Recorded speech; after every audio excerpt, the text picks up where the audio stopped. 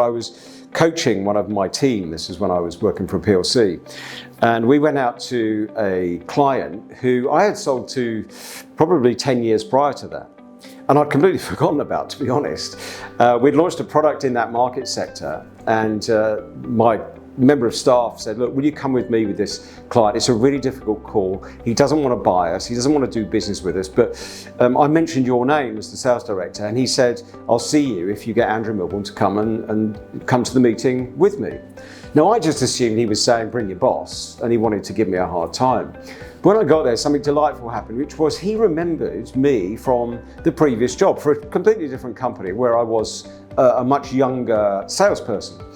And the reason he remembered me, he said, because I gave him good advice. Now, I have no idea what I'd said in that moment, but he said to me, if you are selling, I'll listen very carefully and I'll possibly change my view about this product that I don't want to buy. And the guy ranted and he said, yeah, but your magazine and your product, I'm selling magazine advertising. Your magazine is this, it's the weakest in the market. I'm not going to advertise it. I said, no, don't worry about that. Let's worry about how I can help you make more money. He said, well, how can you do that? I said, well, you've opened a new store, and we were at a brand new, large, very expensive, big footprint store in a major city.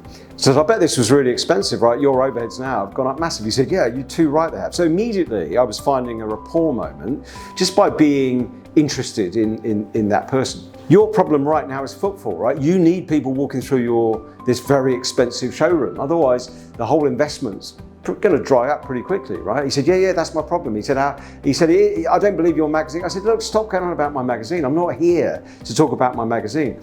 Let me tell you how to build footfall. So I said to him, you want to use outdoor advertising. You want to go on bus advertising. It's really cheap and it goes around the town, right? Millions of eyeballs will see your name. He said, wow, that's a great idea. I said, it's really cheap as well because bus advertising, right, isn't expensive. You could buy a 6-bus campaign in that city for around about £1,000. And when I told him that, he said, wow, I can afford that. I said, right.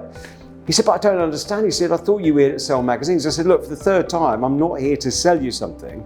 I'm here to help you make more money. And by the way, when you've done that bus advertising and you started to build your footfall, that's when you need my magazine. He said, what do you mean by that? I said, well, magazines work differently, right? Magazines are in-depth reads. They're trusted.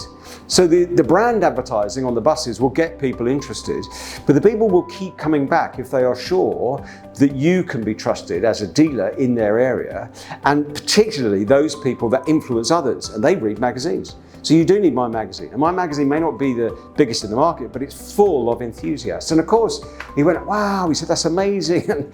And the guy I was with when we walked out, my young lad, he turned to me, he said, I can't believe you just did that. He said, what did you actually do? Because you said you weren't there to sell something. And I said, no, I wasn't. The fact that he's now agreed to something in 3 months' time is the important thing, but I did that for his benefit. It wouldn't have mattered if he'd turned around and said, I don't want to buy it in 3 months' time. And you know what, you still may not pick up that contract, he may change his mind, but the point is he trusted me. And I realized that is just so important, and it was a defining moment. And yeah, that was when I think I was probably the most contented I've ever been in terms of a sales role. Because he then went back to the office very kindly and broadcast the fact I was this amazing salesperson, when actually I was counter salesperson. I was counter to selling. I was actually reversing into just giving good advice. But of course, that's what great selling is, giving good advice for the client's benefit.